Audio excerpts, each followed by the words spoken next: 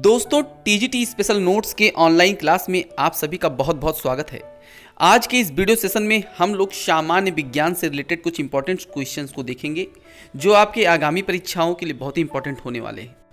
यदि आपने अभी तक मेरे चैनल को सब्सक्राइब नहीं किया है तो इसे अभी सब्सक्राइब कर बेल आइकन प्रेस कर लें, जिससे किसी भी लेटेस्ट वीडियो का नोटिफिकेशन आपको सबसे पहले मिल सके। चलिए स्टार्ट करते हैं। क्वेश्चन पहला है, अब केंद्रीय बल किसके लिए उत्तरदायी है? 4 ऑप्शन है। अंतरिक्ष में वस्तु की स्वतंत्र गति के लिए, दूसरा है वस्तु को वृत्ताकार पथ पर गतिमान रखना, तीसरा है वस्तु को सीधी रेखा के साथ उड़ाना, और चौथा है उपयुक्त में से एक से अधिक। तो फ्रेंड्स इसका राइट ऑप्शन जो होगा वो होगा 2, वस्तु को वृत्ताकार पथ पर गतिमान रखना। फ्रेंड्स आपको बताते चले कि अब केंद्रीय बल क्या होता है। अब केंद्रीय बल किसी वस्तु के द्वारा केंद्र की ओर लगने वाला एक प्रकार का बल है, और इस बल पर आधारित आप लोग देखे होंगे मेले में जो होता है मौत का कुआं जो है, इसी के अब केंद्रीय बल का एक उदाहरण है। प्रश्न संख्या 2 है, विद्युत धारा की एसआई इकाई है। तो यहाँ 4 ऑप्शन है, कैंडिला, केल्विन, एम्पियर या ओम। तो फ्रेंड्स आप सभी जानते होंगे कि विद्युत धारा की जो एसआई इकाई होती है वो एम्पियर होती है। तो आपका राइट ऑप्शन होगा 3। तीसरा क्वेश्चन कह रहा है कि प्रकाश तरंगे किस प्रकार की तरंगे होती हैं? तो इसमें 4 ऑप्शन है, अंधेर तरंग, अनुप्रस्थ तरंग, 1 या 2, दोनों या इनमें से कोई नहीं। तो फ्रेंड्स आपको बता दें जो प्रकाश की जो तरंगे होती हैं वो अनुप्रस्थ तरंगे होती हैं। तो आपका राइट ऑप्शन जो होगा फ्रेंड्स वो होगा सेकंड वाला ऑप्शन। और जो ध्वनि तरंगे होती हैं ये अंधेर तरंग का एक उदाहरण है। तो यहाँ 2 क्वेश्चन बन जाता है। अनुप्रस्थ वाला आप जान गए, और अगर यहाँ पूछा जाता है कि ध्वनि तरंगे कैसी होती हैं तो इनको कहेंगे अंधेर तरंग होती है। प्रश्न संख्या 4 है, राइबोसोम निम्नलिखित में से किसके लिए कार्यस्थल है? तो फ्रेंड्स आपको बता दें कि इसमें 4 ऑप्शन है, प्रकाश संश्लेषण, प्रोटीन संश्लेषण, वसा संश्लेषण एंड श्वसन। तो राइबोसोम प्रोटीन संश्लेषण के लिए जिम्मेदार होता है, ये प्रोटीन संश्लेषण करता है। तो राइट ऑप्शन होगा आपका सेकंड वाला। फ्रेंड्स आपको बता दें राइबोसोम कोशिका का एक कोशिकांग होता है, और इसको हम प्रोटीन संश्लेषण का कारखाना भी कहते हैं। ये भी याद रखिएगा कि प्रोटीन संश्लेषण का कारखाना किसे कहते हैं, तो राइबोसोम को। ये 2 प्रकार के होते हैं, एक 70S एंड दूसरा 80। इसमें एक क्वेश्चन और बन सकता है कि राइबोसोम किससे मिलकर बने होते हैं, इनकी संरचना क्या होती है? तो आपको बता दें कि राइबोसोम जो होता है ये आरएनए और राइबो न्यूक्लिक एसिड के द्वारा मिलकर बनते हैं। ठीक है ना, ये आरएनए और राइबो न्यूक्लिक एसिड से मिलकर बनते हैं। आइए नेक्स्ट क्वेश्चन देखते हैं। क्वेश्चन नंबर 5 है, गतिमान बस में एक यात्री को आगे धक्का लगता है जब बस रुक जाती है। इसकी व्याख्या किसके द्वारा की जाती है, अर्थात किस नियम के द्वारा? तो यहाँ 4 ऑप्शन है कि न्यूटन का प्रथम नियम, दूसरा है न्यूटन का दूसरा नियम, तीसरा है न्यूटन का तृतीय नियम, और चौथा है संवेग का नियम। तो इसका राइट ऑप्शन होगा फ्रेंड्स फर्स्ट, न्यूटन का प्रथम नियम पर आधारित है ये।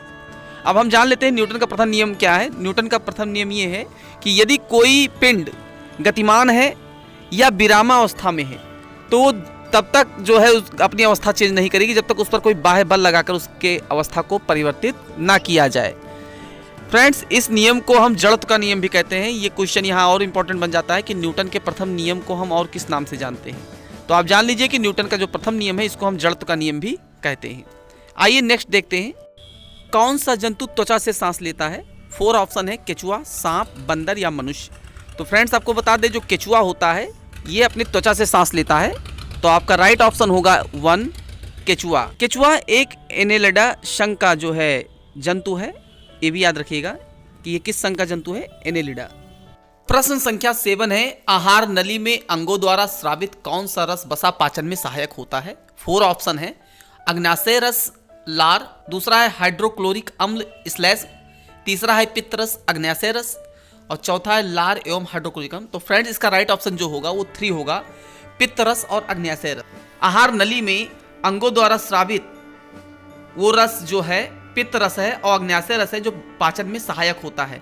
फ्रेंड्स आपको बता दें कि पित्त रस का जो श्रावण होता है, पित्त रस जो हमारा है ये कृत से निकलता है, और अग्न्याशय रस जो होता है ये अग्न्याशय से निकलता है। पित्त रस से किसी एंजाइम का पाचन नहीं होता है बल्कि ये भोजन को क्षारीय बनाता है, और अग्न्याशयी रस में कुछ एंजाइम पाए जाते हैं जैसे माइलेज, ट्रिप्सिन, लाइपेज, जो भोजन में उपस्थित पोषक तत्वों का पाचन करते हैं। जैसे लाइपेज से वसा का पाचन होता है, एमाइलेज से कार्बोहाइड्रेट का पाचन होता है।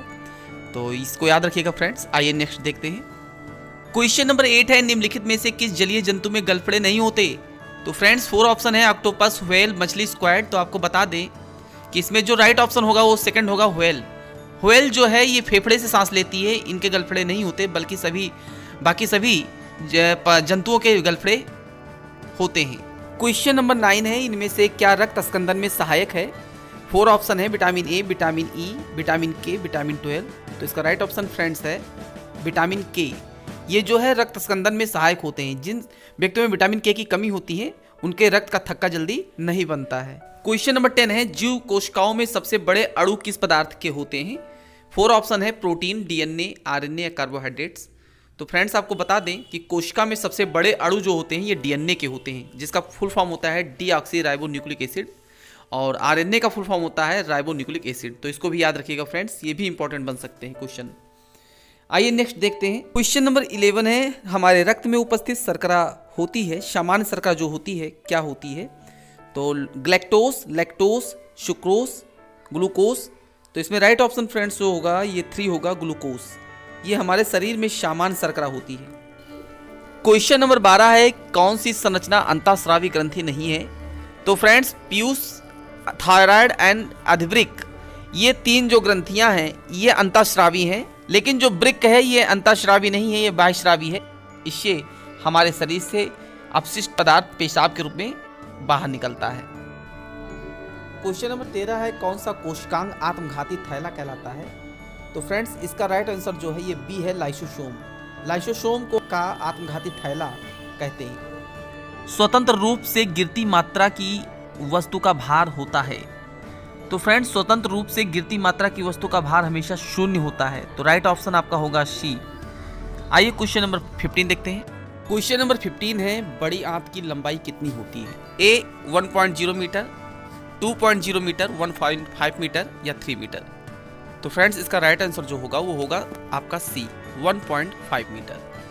क्वेश्चन नंबर 16 है, हाइड्रा में क्या पाया जाता है? 4 ऑप्शन है, मस्तिष्क, ल्यूकोप्लास्ट या मुख या स्पर्शक। तो फ्रेंड्स आपको बता दें कि हाइड्रा में स्पर्शक पाया जाता है और इन्हीं स्पर्शक के द्वारा वो अपने शिकार को जो है बेहोश करता है, उसके बाद वो अपना भोजन बना लेता है। क्वेश्चन नंबर 17 है, निम्न में से कौन सी शर्करा मोनोसेकेराइड नहीं है? तो फ्रेंड्स आपको बता दें कि जो आपका लैक्टोस है ये मोनोसेकेराइड नहीं है, बल्कि ग्लूकोस, ग्लैक्टोस और अक्टोस ये आपके मोनोसेकेराइड्स हैं। तो आपका राइट आंसर होगा सी, लैक्टोस।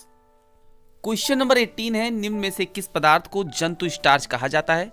तो फ्रेंड्स आपको बता दें जो जंतु स्टार्च होता है उसको ग्लाइकोजन कहा जाता है। तो राइट ऑप्शन आपका जो होगा सेकंड। सेलुलोज जो होता है ये पादप स्टार्च को कहा जाता है, जो पौधों से निकलता है, तो उसको सेलुलोज कहते हैं। क्वेश्चन नंबर 19 है, कार्बोहाइड्रेट्स की कमी को पूरा करने के लिए क्या खाना चाहिए? तो आप जानते हैं कि कार्बोहाइड्रेट्स की सबसे ज़्यादा मात्रा जो है चावल में पाई जाती है। तो इसका राइट ऑप्शन होगा सेकंड वाला, चावल। चना और मांस ये प्रोटीन का स्रोत होता है, और गाजर में जो है ये विटामिन पाए जाते हैं। क्वेश्चन नंबर 20 है, दुग्ध शर्करा है। तो फ्रेंड्स इसका राइट ऑप्शन जो है ये है आपका लैक्टोस। दुग्ध शर्करा जो होती है ये लैक्टोस होता है। क्वेश्चन नंबर 21 है, किस रुधिर समूह का व्यक्ति सार्वभौमिक प्रदाता हो सकता है? सार्वभौमिक प्रदाता का मतलब ये होगा सर्वदाता, ठीक है ना, जो सबको अपना ब्लड दे सके। तो फ्रेंड्स आप सभी लोग पढ़े होंगे और जानते होंगे कि जो ऑप्शन नंबर 4 है ओ, ब्लड ग्रुप ओ वाला व्यक्ति यदि है तो अपना ब्लड किसी को भी दे सकता है क्योंकि वो सर्वदाता है। क्वेश्चन नंबर 22 है, अंतरिक्ष में जाने वाला प्रथम अंतरिक्ष यात्री कौन था? तो फ्रेंड्स बहुत ही इंपॉर्टेंट क्वेश्चन बन जाता है ये। तो इसका राइट ऑप्शन होगा 4, यूरी गागरिन। यूरी गागरिन जो थे ये अंतरिक्ष में जाने वाले प्रथम व्यक्ति थे। प्रश्न संख्या है 23, मानव शरीर में किस तत्व का प्रतिशत सबसे अधिक होता है? तो फ्रेंड्स आपको बता दें कि मानव शरीर में सबसे ज्यादा मात्रा जो होती है वो ऑक्सीजन की होती है। तो आपका राइट ऑप्शन होगा 4 वाला। और अगर पूछा जाए कि वायुमंडल में सबसे ज्यादा कौन सी गैस पाई जाती है तो आप उसको कहेंगे नाइट्रोजन, ठीक है ना। क्वेश्चन नंबर 24 है, मनुष्य की आंख में किसी वस्तु का प्रतिबिंब बनता है? 4 ऑप्शन है, परितारिका जिसको आइरिस बोलते हैं, या पुतली में, या फार्निया में, या दृष्टिपटल रेटिना में। तो आपको बता दें ये सब लोग जानते होंगे फ्रेंड्स, इसका राइट ऑप्शन जो होगा 4 होगा, दृष्टिपटल रेटिना में मनुष्य की आंख में किसी वस्तु का प्रतिबिंब बनता है। क्वेश्चन नंबर 25 है, निम्न में से कौन सा विटामिन जल में घुलनशील है? तो आपको बता दें विटामिन बी तथा ये एक विटामिन होता है बीटा विटामिन, विटामिन ए और कैरोटीन, ये आपके जल में घुलनशील होते हैं। लेकिन vitamin C, vitamin E, vitamin A ये आपके वसा में घुलनशील विटामिन होते हैं फ्रेंड्स, ये वीडियो में जितने भी प्रश्न दिए गए हैं ये बहुत ही इंपॉर्टेंट हैं। इनमें से आपके आगामी परीक्षा में क्वेश्चंस फंसने की संभावना है, तो इसको शुरू से अंत तक देखिएगा। Thanks for watching my video.